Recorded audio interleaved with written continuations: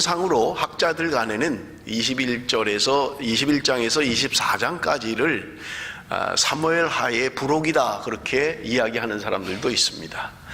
내용이 다윗의 시대 어느 때인지를 정확하게 알 수 없다는 거예요. 그러나 그것은 우리에게 중요한 문제는 아니고요. 그것이 사무엘하 다윗의 통치 말기에 있었던 일이라 하더라도 우리에게는 본문을 이해하는 데는 전혀 문제가 없는 것입니다. 여러분, 오늘 본문 1절을 한번 보십시오. 1절에 보면 다윗의 시대에 해를 거듭하여 3년 기근이 있었다, 성경은 이야기하고 있는 것입니다. 3년 동안 비가 오지 않고 먹을 것이 없었던 거예요. 여러분, 지금이야 쌀이 없어도 라면을 먹기도 하고 다른 먹을 게 있습니다만은, 당시의 농경사회에서는 여러분 그 추수하는 게 결정적이죠. 그래서 모든 백성의 관심이 농사 짓는 것에 관심이 있습니다. 그래서 우리나라도 보면 비가 올 때 제대로 오지 않으면 임금이 부덕해서 그런 탓이다, 그래서 기후제를 지내고 비 오기를 그렇게 간청하는 것을 우리가 볼 수 있는 것입니다. 그것이 어떻게 왕의 부덕 때문에 일어나는 일이겠어요? 자연의 일인데. 그럼에도 불구하고 백성들에게 결정적인 역할을 하기 때문에 사람들은 그런 기후제를 지낸다든지 그런 일을 행했던 것을 우리는 볼 수 있는 것입니다. 여러분, 여기 오늘 본문에 3년 동안 기근이 왔다는 거예요. 여러분 한번 상상을 해 보십시오. 한 나라가 3년 동안 비가 제대로 오지 않는 거예요. 그래서 먹을 게 없는 거예요. 거두지를 못하는 거예요. 힘든 삶을 살고 있는 것입니다. 그러니 지금 다윗 왕은 자신의 통치 기간 안에 이런 일이 일어날 때 도대체 이게 무엇 때문에 그러는가 기도하지 않았겠습니까? 무엇이 잘못된 것인가? 하나님, 비를 내려 주옵소서, 비가 오게 하여 주옵소서, 먹을 것을 주옵소서, 그렇게 기도하지 않았겠느냐 하는 거예요. 3년 동안 비가 오지 않고 먹을 것이 없는 것으로 말미암아서 다윗은 기도했다, 그렇게 오늘 성경은 말씀하고 있는 것입니다. 그가 기도할 때 하나님께서 응답하시는 것이 오늘 1절 본문에 기록되어져 있는 것입니다. 사울과 피를 흘린 그의 집으로 말미암음이니 그가 기브온 사람을 죽였음이니라. 하나님이 기도할 때 다윗에게 말씀하신 것은 사울이 기브온 사람들을 죽인 것으로 말미암아 너희들에게 3년 동안 기근이 왔다, 지금 그렇게 말씀하고 있는 거예요. 여러분, 우리는 종종 기도하는 것을 어떤 문제를 만난다든지 어려움을 만나면 그 문제와 어려움만을 해결하려고 기도할 때가 참 많아요. 하나님, 내 병든 몸을 고쳐주옵소서. 하나님, 지금 어려운 이 문제를 해결하여 주옵소서. 지금 당장 내가 만난 어려움, 내가 당하는 고난만을 위하여 기도할 때가 많다는 거예요. 여러분, 그런데 오늘 본문은 우리에게 말씀합니다. 다윗이 기도할 때 하나님께서 문제의 원인이 뭔지를 말씀해 주고 있는 거예요. 비가 오지 않고 있는데 하나님, 비를 내려 주옵소서, 하나님, 먹을 것이 없습니다, 먹을 것을 주옵소서, 그렇게 간구하는 그들에게 하나님은 너희들이 지금 기근의 원인이 뭔지를 알아야만 한다. 그런데 그 기근의 원인은 사울과 그의 백성들이 기브온 사람을 죽였기 때문에 너희들에게 지금 이런 기근이 온 것이라고 말씀하고 있는 것입니다. 여러분, 우리가 종종 어려움을 만날 때에 그저 어려움만을 해결하려고 기도해서는 안 된다는 거예요. 지금 내가 어려움을 당하는 원인이 무엇인지, 무엇으로부터 온 것인지 문제의 원인을 깨달아야만 한다는 말입니다.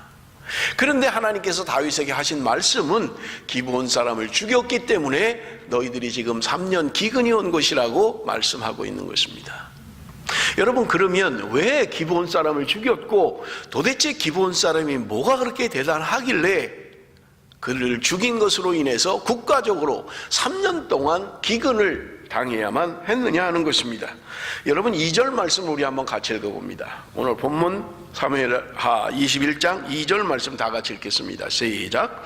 기브온 사람은 이스라엘 족속이 아니요 그들은 아모리 사람 중에서 남은 자라. 이스라엘 족속들이 전에 그들에게 맹세하였거늘 사울이 이스라엘과 유다 족속을 위하여 열심히 있으므로 그들을 죽이고자 하였더라. 이에 왕이 기브온 사람을 불러 그들에게 물으니라. 여러분, 여기 오늘 본문에 기브온 사람들 사람들에 대한 설명이 되어져 있는데 기브온 사람들은 이스라엘 사람들이 아니라는 거예요.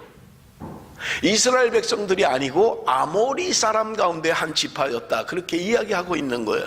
그렇다면 아모리 사람은 여러분 이스라엘 백성들이 하나님께서 약속의 땅 가나안에 쳐들어갈 때, 점령할 때 살고 있던 원주민족이었던 것입니다. 그런데 그들 지금 이스라엘 사람도 아니에요. 그런데 그들을 죽인 것 때문에 왜 이스라엘이 지금 어려움을 겪어야만 하느냐 하는 말입니다. 여러분, 그것은 여러분 여호수아 9장의 말씀에 근거해서 이야기하고 있는 거예요. 이스라엘 백성들이 지금 홍해를 건너서 가나안으로 진격해 오는 것을 지금 가나안에 있는 원주민들이 그 소식을 듣게 된 거예요. 그러니까 두려워서 지금 하나님이 함께하는 저 민족들 수없이 바다를 건너고 그 난공불락의 여리고성을 물리치고 지금 쳐들어오는 저들을 막을 길이 없다고 생각을 한 거예요. 그냥 이 땅은 다 죽게 생긴 거예요. 그러니까 이 기브온 사람들이 머리를 썼던 거예요. 그리고 이스라엘 사람들에게 여호수아에게 가서 아주 멀리서 온 사람처럼 그냥 옷도 허름하게 다 낡은 것처럼 하고 안에 그 떡을 준비한 것은 다 곰팡이가 피고 그 포도주를 가져온 건 가죽이 다 헤어질 정도로 누가 봐도 이 사람들이 먼 여행을 한 사람들이라는 것을 위장을 했던 것입니다. 그리고 여호수아 앞에 나간 거예요, 기브온 사람들이. 그리고는 이야기합니다. 당신들과 우리가 화친을 맺기를 원한다. 당신들에 대한 소식을 들었다. 하나님이 어떻게 역사하셨고 어떻게 홍해를 건넜고 어떻게 여리고성을 물리쳤고 당신들이 이 지금 전쟁에 하나님이 함께 하시는 걸 우리가 들었다. 그러니까 우리는 여기 사는 사람도 아니다. 우리는 멀리 사는 사람인데 너희들하고 화친을 맺으면 좋겠다. 너희들이 우리를 해치지 마라 라고 했던 거예요. 그런데 그들이 보니까 성경에는 그들이 하나님께 묻지 않았다고 성경은 이야기한 거예요. 그런데 그들의 행색을 보니까 정말 떡을 꺼내는데 보니까 곰팡이가 펴 있고요, 그들이 가지고 있는 그저 물주머니는 다 낡아가지고 아주 먼 데서 온 것 같은 느낌을 주었던 거예요. 그러니까 겉모습만 보고 이스라엘 민족이 기브온 민족과 화친을 맺은 거예요. 그 대신 너희들은 우리의 나무를 패고 종살이를 해야 된다. 살려는 주는데, 생명은 너희들에게 주는데 너희들은 우리의 종살이를 해야 된다라고 했던 것입니다. 그런데 진격을 하다 보니까 그 기브온 사람들이 아주 가까운 데 있었던 거예요. 아주 가까운, 진격하는 가까운 데 있었던 거예요. 그런데 그들이 하나님의 이름으로 기브온 사람들과 화친을 맺은 것 때문에 그들을 멸하지 못했던 거예요. 하나님의 명령은 그 안에 있는 모든 민족을, 그 가나안에 있는 7족속을 다 멸하라고 말씀하셨던 거예요. 그런데 그들이 맺은 약속 때문에, 그것 때문에 기브온 사람들을 해치지 못했던 것입니다. 그런데 오늘 본문 2절에 보니까, 여러분 2절을 다시 한번 보십시오. 사울이 이스라엘과 유다 족속을 위하여 열심히 있으므로 그들을 죽이고자 하였더라. 여러분, 우리가 지금 성경 일독학교를 하는 사람들은 지금 어디를 가고 있는지를 여러분 좀 기억을 하셔야 됩니다. 지금 여러분 다윗 왕의 시대는 통일왕국 시대잖아요. 그죠? 사울 왕이 40년간 통치를 했고, 그리고 다윗이 지금 통치하고 있는데 통치 말년이에요. 그런데 여러분 여호수아서는 여러분 정복 시대라고 이야기를 했잖아요. 이제 가나안을 진격해서 정복해 들어가는 거예요. 정복하고 나면 그 다음에 이어지는 게 무슨 시대입니까? 정복 시대를 지나면 무슨 시대예요? 사사시대지요. 사사들에 의해 통치되는 기간이 400년간입니다. 400년의 사사시대를 거치고 그 다음에 왕정시대로 들어가는 거예요. 그러니 지금 다윗 왕의 통치 말년으로 우리가 계산을 하면 적어도 500년 가까이 전에 있었던 일인 것을 여러분 우리는 알 수 있는 거예요. 그런데 지금 사울 왕이 이스라엘과 유다에 대한 열심이 특심이라 그 기브온 사람들을 죽였다는 거예요. 400년 전에 사울 왕의 입장에서 볼 때 400년 전에 우리 조상들이 죽이지 못한 거예요. 그들이 지금 우리 민족 안에 들어와서 자기네들이 힘들다고 생각했던 거예요. 저들을 죽이면 우리가 더 먹을 양식도 많고, 저들은 우리와 피가 섞인 민족도 아니고, 저들은 택함받은 민족도 아니고, 그래서 지금 사울이 열심히 특심이라, 자신의 민족에 대한 열심히 특심이라 기브온 사람들을 죽였다는 말입니다. 여러분, 오늘날로 우리가 생각을 한다면 이런 지도자가 있으면 칭송을 받을 것입니다. 얼마나 애국심이 강하면, 얼마나 백성들을 사랑하면 우리 안에, 우리 이 영토 안에 다른 민족이 사는 거 원치 않는다. 우리는 우리가 좀 잘 살면 되지 저 사람들을 우리가 돌볼 이유가 없다라고 하는 국수주의자입니다. 어떤 면에서 그 백성들에게는 좋은 일인지 모르겠어요. 그래서 다윗이 이러한 일을 행할 때, 사울이 이러한 일을 행할 때 한 사람도 아닙니다, 잘못된 것입니다, 하나님의 약속한 민족입니다라고 이야기한 사람이 한 명도 없었던 거예요. 그래서 기브온 사람들이 그것에서 쫓겨나고 많은 사람들이 죽은 일을 이야기하고 있는 것을 우리는 볼 수 있는 것입니다. 여러분, 세상의 관점에서 본다면 여러분 칭찬받을 일이에요. 적어도 한 나라의 지도자가 자신의 백성들을 보호하겠다고 하고 자신의 백성들의 번영을 위하여 다른 것들은 다 제거하겠다는 거예요. 그러니 여러분, 오늘날로 본다면 칭찬을 받을 일일 것입니다. 그런데 여러분, 중요한 것은요, 하나님의 입장에서 보는 거예요. 여러분, 우리가 성경을 읽으면서 성경을 바르게 해석하기 위해서는 성경에 흐르는 흐름들을 여러분 우리가 이해를 해야만 합니다. 그래서 성경 안에 하나님이 하나님의 백성들을, 타락한 하나님의 백성들을 어떻게 구속해 가시는가 하는 구속사의 흐름이 성경 안에 있다고 말씀을 드렸던 거예요. 그런데 그러한 구속사는 여러분 하나님의 언약으로 이루어지는 거고요, 하나님의 백성들, 하나님의 나라의 관점에서 구속사가 어떻게 이루어지는가를 우리는 볼 수 있어야만 하는 것입니다. 그저 인간적인 생각이나 세상의 관점이나 세상의 철학으로 이해하고 해석해서는 안 된다는 말이에요. 지금 사울의 행동은 세상 사람들은 존경할 만한 일인지 몰라요.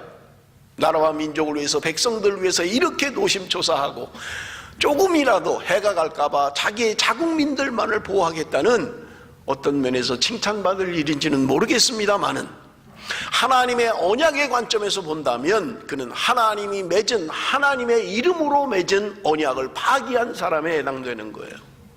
그러므로 지금 이러한 일들 때문에 다윗 왕에게 어려움이 왔다, 다윗의 시대에 3년 기근이 왔다고 성경은 우리에게 말씀하고 있는 것입니다. 그래서 다윗은 지금 기브온 사람들에게 어떻게 하면 내가 속죄할 수 있느냐, 우리가 어떻게 하면 너희들에 대하여 속죄하고 이 땅을 위하여 너희들이 축복하고 기도할 수 있겠느냐라고 묻고 있는 거예요. 3절 4절 우리 한번 봅니다. 3절 4절 다 같이 읽습니다. 시작. 다윗이 그들에게 묻되 내가 너희를 위하여 어떻게 하랴, 내가 어떻게 속죄하여야 너희가 여호와의 기업을 위하여 복을 빌겠느냐 하니, 기브온 사람이 그에게 대답하되 사울과 그의 집과 우리 사이의 문제는 은금에 있지 아니하오며 이스라엘 가운데서 사람을 죽이는 문제도 우리에게 있지 아니하니이다 하니라. 왕이 이르되 너희가 말하는 대로 시행하리라. 요즘 일본이 한국에 그 어려움을 주었던 그런 사건을 가지고도 자기들은 전혀 그런 일이 없다고 발뺌을 하고 있잖아요. 지금 다윗 왕은 자기가 행한 것도 아니에요. 앞에 선왕인 사울 왕이 저지른 일입니다. 그런데 지금 기브온 사람들에게 내가 어떻게 해야 너희들에게 속죄할 수 있겠느냐, 너희가 원하는 대로 다 해주겠다라고 이야기하고 있는 거예요. 그럴 때 기브온 사람들이 이야기합니다. 이 문제는 은금으로 해결할 수 있는 문제가 아닙니다. 우리가 돈 때문에 그저 보상을 몇 푼 받기 위해서 이렇게 하는 게 아니라는 거예요. 은금으로 해결할 문제도 아니고 우리가 그들을 죽일 수 있지도 않습니다. 우리에겐 그런 권한도 없습니다 라고 이야기하고 있는 것을 우리는 볼 수 있는 것입니다. 여러분, 약속의 땅, 하나님이 주신 그 약속의 땅에는 억울한 일로 말미암아 피를 흘리면 거기에 대한 하나님의 형벌이 있다고 성경은 우리에게 말씀하고 있는 거예요. 그것뿐만 아니라 소작하는 사람이, 밭을 일구는 사람이 그 품삯을 받지 못하면 그것에 대하여도 하나님이 형벌하시겠다고 신명기 24장에 말씀하고 있는 것을 우리는 볼 수 있는 것입니다. 그들은 돈 몇 푼을 받겠다고 지금 이 일을 하고 있는 게 아니에요. 지금 그들에게 우리를 좀 보상해 주십시오. 우리가 억울한 일을 당했으니까 보상을 해 주십시오. 그런 문제로 이야기하고 있는 것이 아니라는 말입니다. 그들이 원하는 게 뭐냐? 여러분 5절 6절을 한번 보십시오. 그들이 왕께 아뢰되 우리를 학살하였고 또 우리를 멸하여 이스라엘 영토 내에 머물지 못하게 하려고 모해한 사람의 자손 7사람을 우리에게 내주소서. 여호와께서 택하신 사울의 고을 기브아에서 우리가 그들을 여호와의 앞에서 목매어 달겠나이다 하니 왕이 이르되 내가 내주리라 하니라. 여러분 지금 다윗의 내가 너희들에게 모든 것을 다 해주겠다라고 이야기할 때 기브온 사람들은 이야기합니다. 사울이 우리를 죽였으니까 사울의 후손 가운데 7명을 우리에게 주십시오. 그러면 사울의 고향인 기브아의 그 산에 올라가서 그들을 목매달아 죽이겠습니다 라고 요청하고 있는 것을 우리는 볼 수 있는 것입니다. 여러분 지금 이 본문을 통해서 하나님이 우리에게 하시고자 하시는 말씀이 무엇입니까? 여러분 기브온 사람들은 멸망당해서 마땅한 사람들이에요. 하나님이 분명히 그 안에 있는 7 족속을 다 멸망시키라고 했던 것입니다. 죽이라고 했던 사람들이에요. 아모리 족속이에요. 죽어 마땅한 사람들입니다. 그럼에도 불구하고 하나님의 백성들이 하나님의 이름으로 언약을 맺을 때 하나님은 그들과 맺은 그 언약을 소중하게 여기고 그 언약을 신실하게 지켜가신 하나님이시라는 말입니다. 그런데 이스라엘 백성들이 그걸 어긴 거예요. 지금 기브온 사람들이 회복하고 싶은 것은 돈 몇 푼을 받고 보상을 받고 자기들이 잘 살기 위해서 그렇게 요청하는 게 아니라는 말입니다. 지금 잘못된 것, 하나님의 언약을 파기한 그 사람들의 후손을 목매달므로 말미암아 하나님의 언약을 회복시키고 싶었던 거예요. 우리들은 지금 우리들의 잘못 때문에 그런 것이 아니라 하나님의 언약의 근거에서 생명을 이어봐야 될 사람들인데 그들이 지금 그것을 어김으로 말미암아 사울 왕이 그것을 어김으로 말미암아 자신들이 죽었다고 이야기하고 있는 거예요. 하나님이 하나님의 백성들에게 맺은 이 언약의 약속, 하나님의 백성들이 맺은 언약이 잘못된 것일지언정 그것은 하나님의 이름으로 했기 때문에 지켜져야 된다고 성경은 우리에게 말씀하고 있는 것입니다. 그들이 기브온 사람들이 비록 속여서 그렇게 언약을 맺은 것이긴 하지만 하나님은 얼마나 신실하게 그의 언약을 지켜가시는 분인지, 그들이 잘못된 언약임에도 불구하고 하나님의 이름으로 맺은 그 언약을 신실하게 지켜가시는 것을 우리는 볼 수 있는 것입니다. 그것으로 말미암아서 지금 다윗왕 시대에 3년 동안 기근이 왔다고 성경은 우리에게 말씀하고 있는 것입니다. 여러분 오늘 본문 말씀 7절에서 9절 말씀을 우리 한번 보겠습니다. 7절에서 9절 말씀입니다.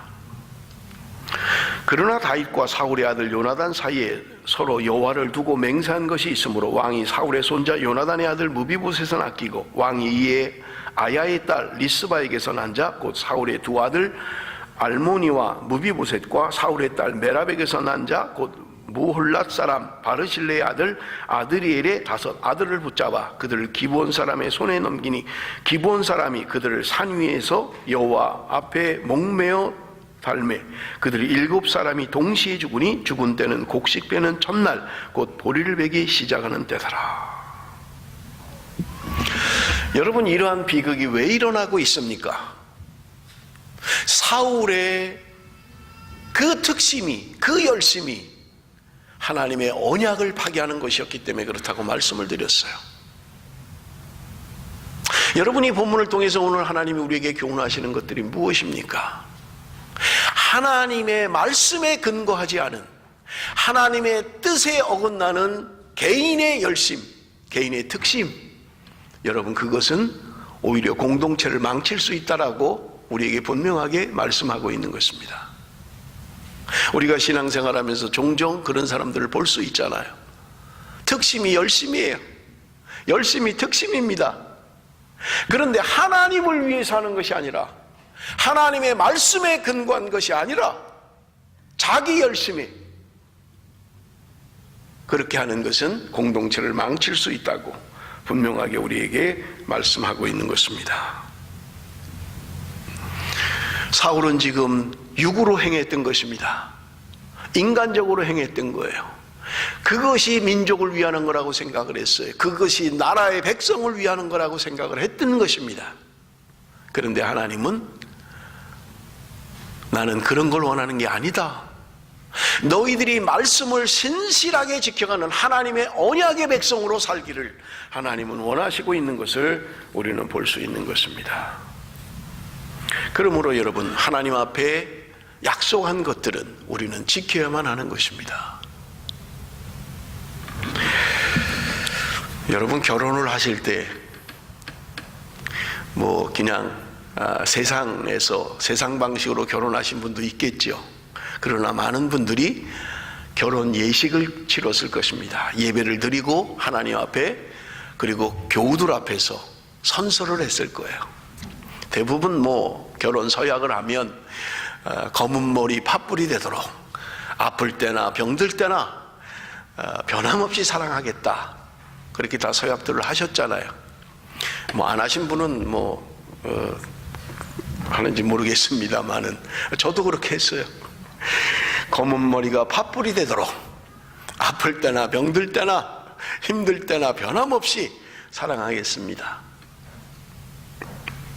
사람 앞에 했습니까? 여러분, 하나님 앞에서 한 것입니까? 하나님 앞에 내가 약속한 것이라면 여러분, 내 상황이 어떻든지 간에 신실하게 지켜가야 된다는 거예요.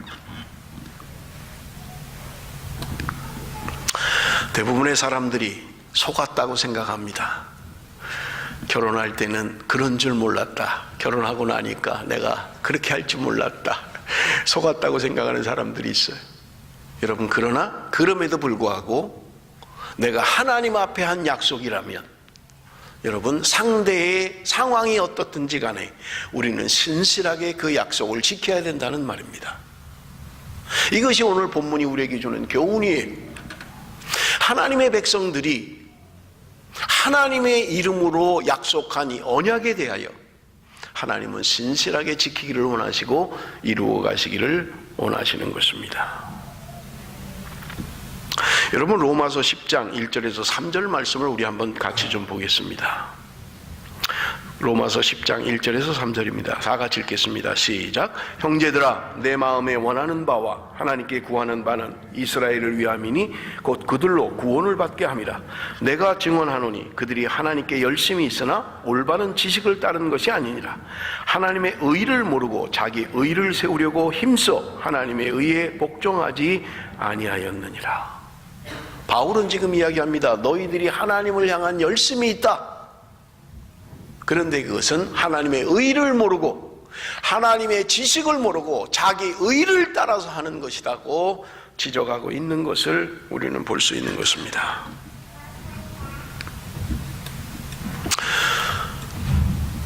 여러분, 자기 열심, 자기 의, 이런 것이 드러나면 그것이 어떤 일이라 할지라도 그 헌신이 얼마나 대단하다 하더라도 하나님은 기뻐하시지 않는다는 말이에요. 그러므로 여러분, 우리는 하나님의 뜻을 물어야만 합니다. 하나님의 말씀이 무엇을 말씀하고 있는가를 생각해야만 합니다. 자기 의에 사로잡혀서 자기 열심에 사로잡혀서 하는 것들은 하나님이 기뻐하지 않는 것이라고 오늘 우리에게 말씀하고 있는 것을 우리는 볼 수 있는 것입니다.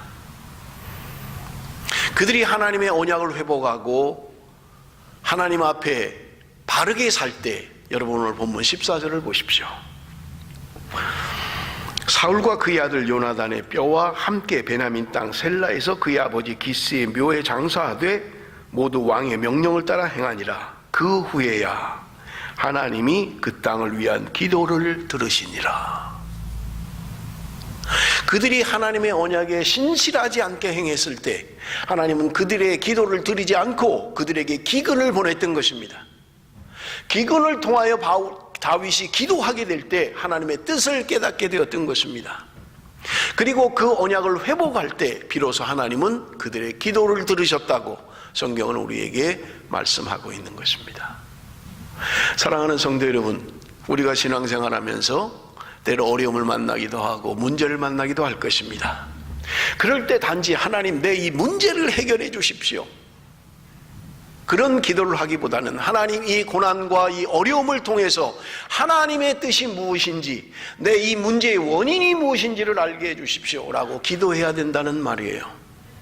단지 지금 내가 어려움 당하는 그것만을 해결하기 위하여 몸부림칠 게 아니라, 하나님, 내가 하나님 앞에 잘못한 게 도대체 무엇입니까? 이 고난을 당하는 문제의 원인이 무엇입니까를 깨달을 때 여러분, 우리는 하나님 앞에 온전한 회복이 이루어진다는 말이에요. 여러분, 우리가 경험적으로 어떤 어려움을 만나서 기도를 하면 하나님은 대부분 네가 잘못이라고 이야기를 하시잖아요.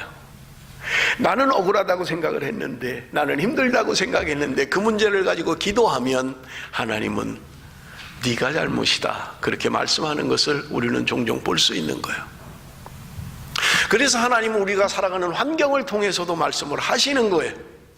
그래서 하나님과의 관계가 회복되기를 원하시고 하나님 앞에 온전한 사람으로 살기를 원하시는 것을 우리는 볼 수 있는 것입니다. 여러분, 우리는 본문을 통해서 한 가지 의문을 풀어야만 합니다. 그것은 뭐냐면, 왜 사울이 행한 일을 사울에게서 묻지 않고 하나님은 지금 아무 관계없는 다윗에게 이 어려움을 주고 문제를 찾으려고 하느냐 하는 거예요. 그렇지 않나요? 내가 잘못했으면 내가 벌을 받아야지요. 여러분, 성경은 우리에게 분명하게 말씀합니다. 신명기 24장 16절 말씀 먼저 읽어봅니다. 신명기 24장 16절 말씀 다 같이 읽습니다. 시작.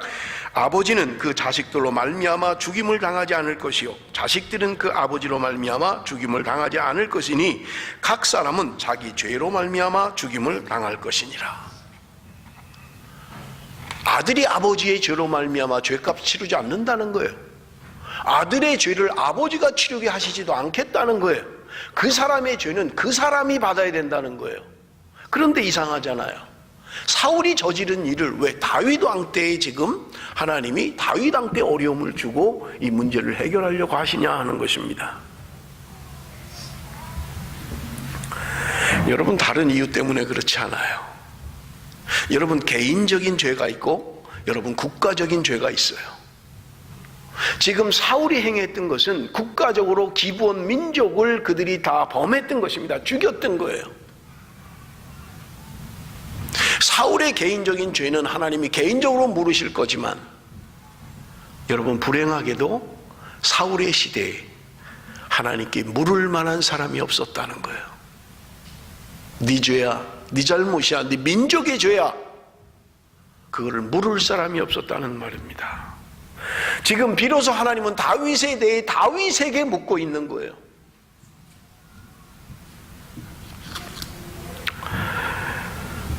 여러분, 우리 느헤미야서를 좀 한번 예를 들어서 우리가 한번 성경을 보겠습니다. 여러분, 우리 성경일도 학교를 하시는 분들은 느헤미야 그러면 지금 어디를 가고 있는지를 떠올리셔야 됩니다. 느헤미야가 지금 어디 가고 있죠? 느헤미야는 포로 시대의 마지막 일인 것을 여러분 우리가 이미 알고 있습니다. 느헤미야서 1장 4절에서 7절 중요한 말씀입니다. 우리 한번 같이 읽어보겠습니다. 느헤미야 1장 4절에서 7절 다 같이 읽습니다. 시작. 내가 이 말을 듣고 앉아서 울고 수일 동안 슬퍼하며 하늘의 하나님 앞에 금식하며 기도하여 이르되, 하늘의 하나님 여호와 크고 두려우신 하나님이여, 주를 사랑하고 주의 계명을 지키는 자에게 언약을 지키시며 긍휼을 베푸시는 주여 간구하나이다. 이제 종이 주의 종들인 이스라엘 자손을 위하여 주야로 기도하오며 우리 이스라엘 자손이 주께 범죄한 죄들을 자복하오니 주는 귀를 기울이시며 눈을 여시사 종의 기도를 들으시옵소서. 나와 내 아버지의 집이 범죄하여 주를 향하여 크게 악을 행하여 주께서 주의 종 모세에게 명령하신 계명과 율례와 규례를 지키지 아니하였나이다. 여러분, 말씀드린 것처럼 느헤미야는 지금 포로를 갔다가 포로로 70년 동안 바벨론 포로 생활을 하고 남유다가 멸망한 이후에 지금 돌아와서 일어난 일을 이야기하고 있는 거예요. 포로가 지나고 포로 말기예요 이제. 그리고 성전을 지었어요. 그런데 성전을 짓다가 중단한 거예요. 그래서 지금 이 느헤미야가 지금 고국에 갔다 온 자기의 동생의 이야기를 듣게 되는 거예요. 이스라엘의 성문이 회파가 되고 성벽이 무너지고 지금 그렇게 됐다 하는 소식을 지금 느헤미야가 들었던 것입니다. 그 이야기를 듣고 지금 오늘 본문의 말씀처럼 그는 앉아서 울고 수일 동안 슬퍼하며 하늘의 하나님 앞에 금식하며 기도했다. 여러분, 지금 느헤미야가 지금 이스라엘의 멸망을 가져온 원인들은 그들의 조상들에게 있었던 거예요. 지금 느헤미야는 하나님 앞에 기도하는 거예요. 하나님, 우리의 조상들이 모세를 통하여 주신 말씀대로, 규례대로, 율법대로 그들이 살지 않음으로 말미암아 나라가 멸망된 것을 제가 알고 있습니다. 그런데 느헤미야는 이 민족의 죄를, 이 조상들의 죄를 자신이 대신 회개하고 있는 거예요. 하나님이여 용서하여 주옵소서. 우리의 민족이 하나님의 말씀대로 살지 않은 것, 그것으로 인해서 하나님 용서하여 주기를 원합니다. 여러분, 느헤미야는 지금 이스라엘이 남유다가 멸망하는 것과 관계없어요. 자기 아버지, 자기 할아버지 때 저지른 일들입니다. 그래서 나라가 멸망을 했고 포로로 끌려온 거예요. 느헤미야는 지금 바벨론에 앉아 있는 거예요. 그런데 이스라엘의 소식을 들었다는 이야기예요. 자기하고 무슨 관계예요? 자기 죄가 아니잖아요, 지금.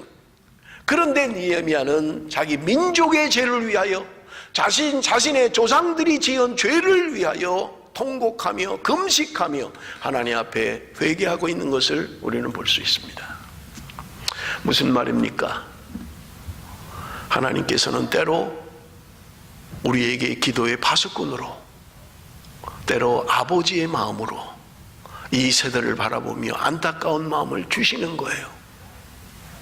남들은 그냥 지나가요. 뭐 그럴 수도 있지. 뭐 우리가 그런 것도 아니고. 여러분, 우리 조국에 들려오는 아픈 소식들이 있잖아요. 뭐가 무너졌다더라, 뭐가 사고 나서 죽었다더라, 누가 어려움을 당한다더라. 뭐 어떡하겠어요, 여기서. 뭐 한다는 게 그냥 뭐 성금을 모아서 좀 보내는 거, 그거 말고 뭐가 있겠어요. 그런데 특별히 느헤미야는 아버지의 마음을 가지고 잠이 오지 않는 거예요. 먹을 수가 없는 거예요. 금식하며 하나님 앞에 통곡을 하고 있는 거예요. 내가 지은 죄도 아니에요. 내가 관여된 일도 아닙니다. 자기의 조상들이 저지른 일이에요. 하나님의 말씀을 주셨음에도 불구하고 그들이 말씀대로 살지 않는 것 때문에, 그들이 어려움이 온 것 때문에 지금 느헤미야는 기도하고 있는 것입니다. 사랑하는 성도 여러분, 나와 관계없는 사람들의 어려움을 통해서 하나님이 이런 마음을 주십니까? 조국의 소식들을 들을 때마다 견딜 수가 없어서 금식이라도 해야 되고 철야라도 해야 되고, 그렇게 하나님 앞에 하나님이여 내 민족의 죄를 용서하여 주옵소서. 여러분, 그런 중보의 마음이 있습니까? 그것은 아버지가 주시는 마음입니다. 하나님이 사울의 시대에 물을 사람이 없는 거예요. 누구도 하나님의 말씀에 집중하는 사람이 없는 거예요. 그런데 비로소 다윗의 시대에 그래도 너라도 내 마음에 합한 자로 네가 내 마음을 좀 아느냐? 너희들이 지금 어려움을 당하는 것은 너희들이 언약을 파괴하고 하나님 앞에 바르게 하지 않았기 때문에 오는 것임을 깨달아야 된다라고 말씀하고 있는 것입니다. 사랑하는 성도 여러분, 내가 이 시대를 살아가면서 남이 깨닫지 못하는 안타까움이 있습니까? 그것 때문에 잠이 오지 않고 그것 때문에 먹을 수가 없고 하나님 앞에 기도하며 나갈 수밖에 없습니까? 여러분은 사명자입니다. 아무나 할 수 있는 마음이 아니에요. 오늘 하나님께서 다윗을 통하여 이 문제를 해결하기를 원하셨던 거예요. 본인도 아니에요. 그럼에도 불구하고 이스라엘 민족이 저지른 국가적인 이 죄를 하나님은 그들이 회복하기를 원했던 것입니다. 그로 말미암아 사울에 가해 7명의 사람들이 처형을 당함으로 말미암아 회복될 때 하나님은 그 후에야 그 땅을 위하여 하는 기도를 들으셨다고 말씀하고 있는 것입니다. 사랑하는 성도 여러분, 오늘 나는 하나님 앞에 범죄한 것이 없습니까? 시간이 지나면서 그냥 두리뭉실 뭐 지나간 일이고 그렇게 생각하고 있는 것은 아닙니까? 오늘 내가 어려움을 당할 때마다 그 문제의 원인이 뭔지를 분명하게 알아야만 합니다. 그리고 하나님 앞에 그 죄를 회개해야만 하는 것입니다. 그럴 때 하나님께서는 우리를 회복시키시고 비로소 이스라엘 민족의 기도를 들으셨던 것처럼 오늘 사랑하는 주의 백성들의 기도를 들으신다고 말씀하고 있는 것입니다. 여러분, 내가 모르게라도 누구와 약속을 했습니까? 우리는 신실하게 지켜가야만 하는 것입니다. 내가 그때 뭐 잘 모를 때 한 거 아닐까? 저도 설교를 준비하면서 고등학교 2학년 때 성경헌금 했던 거 생각이 나더라고요. 아무것도 모르고 한 거예요. 남들이 하니까 덩달아서 했던 거예요. 그런데 하나님, 내가 그걸 갚기를 원합니다. 내가 그냥 상황에 어쩔 수 없이 모르고 철부지로 한 것이지만 하나님 앞에 약속한 것입니다. 내가 하나님 그 헌금을 하기를 원합니다. 여러분, 혹시 나는 살아가면서 내가 잊어버리고 있는 하나님과의 약속이 있지는 않습니까? 내가 하나님 앞에 이렇게 하겠습니다. 하나님 이렇게 해주시면 내가 이렇게 살기를 원합니다. 그럼에도 불구하고 시간이 지나면서 나는 잊어버리고 또 세상을 따라서 세상의 법칙대로 살아가고 있지는 않느냐 하는 것입니다. 사랑하는 성도 여러분, 오늘 본문을 통해서 우리에게 주는 교훈이 무엇입니까? 하나님 앞에 문제 해결을 해야 된다는 거예요. 내가 가지고 있는 문제의 원인을 알고 하나님 앞에 엎드려 기도하고 회개하면 하나님께서는 우리의 문제를 해결하시고 우리의 관계를 회복시켜 주신다고 약속하고 있는 것입니다. 하나님의 구속의 역사가 어떻게 이어져 가는가 하는 것을 우리는 깨달을 때 성경 본문을 통해서 하나님의 구속의 역사가 보이게 되고 하나님의 나라와 하나님의 약속이 보이게 된다고 하는 분명한 사실인 것입니다. 사랑하는 성도 여러분, 오늘을 살아가는 이 현실 가운데 하나님이 나로 하여금 깨닫게 하시고 기도하게 하시는 일이 있다면 그걸 붙드십시오. 그리고 기도하십시오. 우리 가족에 흘러내려오는 범죄, 우리 공동체가 저지른 범죄, 우리 민족이 하나님 앞에 저지른 범죄들이 기억난다면 여러분, 그 문제를 가지고 느헤미야처럼 무릎을 꿇고 기도하십시오. 나의 기도로 말미암아 하나님이 우리의 공동체의 죄를 해결하시고 하나님이 우리의 기도를 들으시며 우리의 관계를 회복하실 것입니다. 사랑하는 성도 여러분, 하나님은 오늘도 우리가 하나님의 언약 안에 하나님의 말씀 안에 살아가는 하나님의 백성으로 살기를 원하시는 것입니다. 부지 중에라도 하나님 앞에 약속한 것이 있다면 지키셔야 합니다. 그것이 하나님 이 본문을 통하여 오늘 저와 여러분에게 주시는 교훈인 것입니다. 기도하겠습니다.